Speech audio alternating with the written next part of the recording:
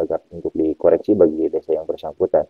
Kemudian kita lihat ya di halaman yang keduanya di sini ya, di kolom kewajiban di sini ya, kewajiban jangka pendek di sini ada terdapat hutang pajak ya, di sini besarnya 219.542 ya. Ini ada hutang pajak ya, dan ini tentunya akan membuat laporan realisasi anggaran ini tidak balance ya di laporan realisasinya. Nah, kemudian kita lihat juga di laporan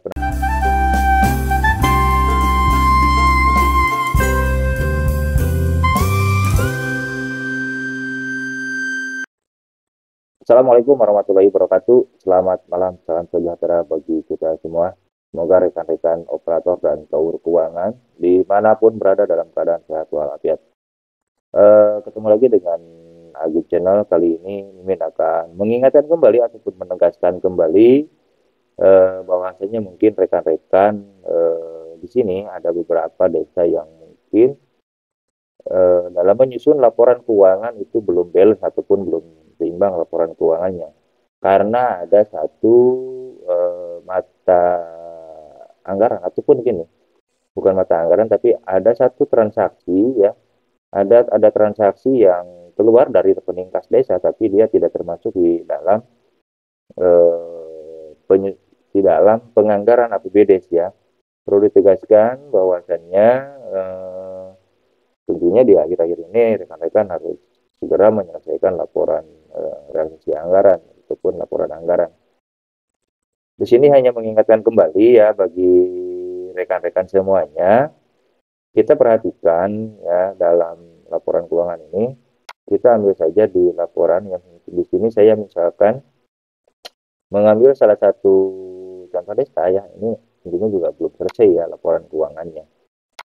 Ya, di sini ngambil sebuah salah satu desa saja ya, yang sudah saya lihat di sini. Nah, kita lihat di laporan kekayaan milik desa ya.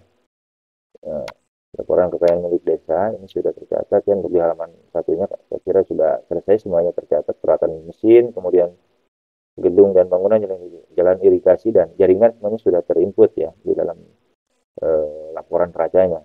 Tapi yang di tahun sebelumnya ini tidak diinputkan di saldo awal, tapi nggak apa-apa lah. Nanti agar untuk dikoreksi bagi desa yang bersangkutan. Kemudian kita lihat ya di halaman yang keduanya di sini ya, di kolom kewajiban di sini ya, kewajiban jangka pendek di sini ada terdapat hutang pajak ya, di sini besarnya 219.542 ya. Ini ada hutang pajak ya, dan ini tentunya akan membuat laporan realisasi anggaran ini tidak balance ya di laporan realisasinya. Nah, kemudian kita lihat juga di laporan penata usahanya apakah itu tercatat dengan kode rekening yang tepat tentunya ya, yang tepat. Nah, kita cek di laporan penata usahanya, kemudian kita pilih biasanya ya di laporan buku bank, kita langsung lihat saja di halaman terakhir ya. Nah, di sini tercatat besarnya sama 219.542 rupiah ya, 219.542 rupiah. Kemudian kita cek juga, kita pastikan di penganggarannya dia ada nggak untuk admin bank ya. Nah, kita pilih di desanya, ini salah satu contoh desa saja ya, saya yang kebetulan buka. Jadi kita lihat di bidang penyelenggaraan, di bidang operasional, di belanja, admin bank ya. Nah, di sini dia sudah menginput ya, sebetulnya bukan pajak sih, sebetulnya admin. Misalnya di sini 2 juta, sumber anggarannya adalah pendapatan lain-lain ataupun kode sumber DLL. Nah, bagaimana supaya tadi di laporan neraca hutang pajak itu tidak ada ya. Terus juga kita sebelum ke sana ya, sebelum kita menyesuaikan supaya laporan tersebut hilang ya, bukan hilang sebetulnya, laporan hutang pajak itu sudah balance ya, kita pastikan juga di dalam proses penginputan mutasi kas, biasanya ini yang suka terlupakan dan kadang juga terbalik ya, mana admin bank ya, mana pajak bunga bank. Nah, ini kan ini ada. Nah, di sini ada administrasi bank ya, bulan Januari itu biasanya flat ya. Nah, ini flat biasanya besarannya tergantung dari banknya sih sebetulnya. tergantung dari banknya. Di sini mengenakan di bank di kita itu Rp10.000 per bulan ya. Nah, di sini kode rekeningnya, nama rinciannya adalah belanja jasa kurir pos dan giro. Ini kode rekeningnya 525.06 dan sumber dananya DLL. Nah, sumber dananya DLL untuk belanja jasa kurir pos dan giro. Ini pastikan ya, ini biasanya pelet angkanya Rp10.000. Nah, kemudian bagaimana untuk potongan pajak bunga bank? Ini biasanya angkanya keriting ya.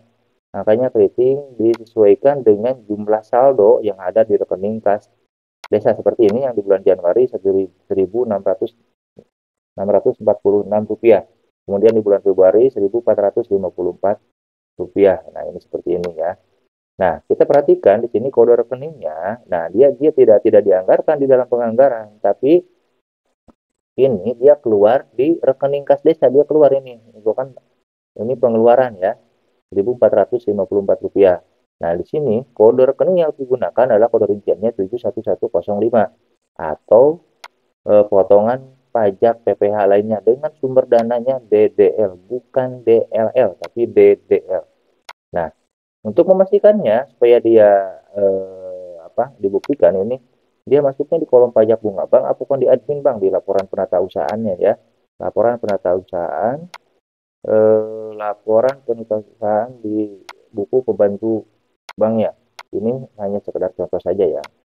Nah, kemudian kita lihat, kita pastikan ya mana. Nah, dia kalau pajak ya angkanya keriting di sini ya, 219.542. Kemudian kalau biaya admin bank ini angkanya pas gitu ya. Ini seharusnya 120, mungkin ini belum selesai diinput. Nah, supaya laporan hutang pajak di neraca itu dia tidak ada karena memang sudah kita bayarkan ataupun sudah dikeluar dia di laporan sudah keluar di rekening kas desa. Nah, berarti kita harus lakukan penyesuaian atau dilakukan penjurnalan ya, dilakukan penjurnalan. Nah, ini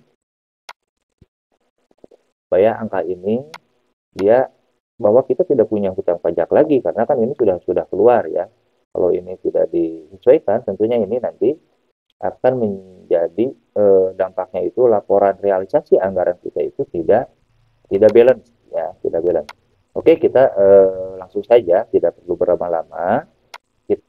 Caranya kita klik data entry, kemudian pembukuan, kemudian kita klik penyesuaian. Nah, di sini kita pilih, biasanya kan saya menggunakan admin ya. Nah, kita klik jurnal penyesuaiannya, di sini sudah kita ini biarkan kalau silpa ini sudah sesuai ya. Kita ke kita tambah saja karena ini belum dibikin, kita tambah saja ya. Nah, tanggal 31 Desember kita pilih. Nah, uraiannya adalah penyesuaian pajak bunga bank. Ya, kita pilih kode rekeningnya, kita cari yang 52506 ya, kode admin bank yang digunakan, kode admin bank yang digunakan. Nah, ini sumber dananya diperhatikan DLL, pastikan sumber dananya ada DLL 525.06. Kita klik pilih ya, kita masukkan angkanya di debit ya 219542.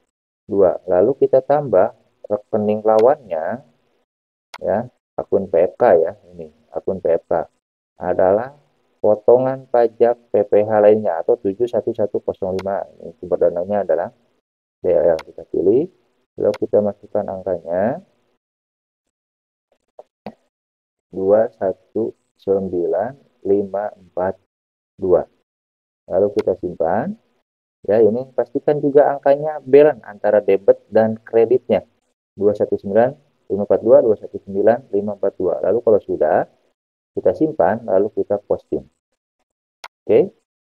Lalu kita tutup, lalu kita cek. Kalau ini tidak berhasil ya, berarti kita tinggal dibalikan saja antara debit dan kreditnya ya. Perhatikan, jadi tinggal dibalikan saja antara debit dan kreditnya kalau angkanya dia tidak hilang ya. Oke. Lalu kita pilih laporan kekayaan milik desa. Lalu kita klik anggaran perubahannya karena kita sudah pasti di perubahan. Lalu kita cetak. Lalu kita pastikan. Nah, angka hutang pajak dia sudah tidak ada. Artinya nanti ketika kita lakukan pengecekan, ya, ketika kita lakukan pengecekan tentunya ini, ya, eh, ketika lakukan pengecekan laporan keuangan ini tentunya kita akan balance ataupun sesuai dengan apa yang diterimakan dan apa yang dikeluarkan. Nah, ini adalah merupakan transaksi non anggaran. Ada transaksi yang keluar tapi dia tidak masuk di dalam anggaran. Jadi langkah tadi adalah untuk kita menyesuaikan ataupun membalancekan laporan realisasi anggaran. Itu saja mungkin rekan-rekan yang bisa disampaikan. Mudah-mudahan bisa bermanfaat bagi rekan-rekan yang sedang menyusun laporan realisasi anggaran tahun anggaran 2023. Ya. Jika memang konten ini sangat bermanfaat, silakan di-like, komen, dan tentunya jangan lupa bagikan ke yang lainnya biar banyak orang desa yang tahu, terutama khususnya untuk bagi operator Siskudes dan KUR keuangan. Ya, terima kasih. Lebih kurangnya mohon maaf. Itu saja yang bisa disampaikan, cukup singkat tapi mudah-mudahan juga bermanfaat. Baik, terima kasih. Wassalamualaikum warahmatullahi wabarakatuh.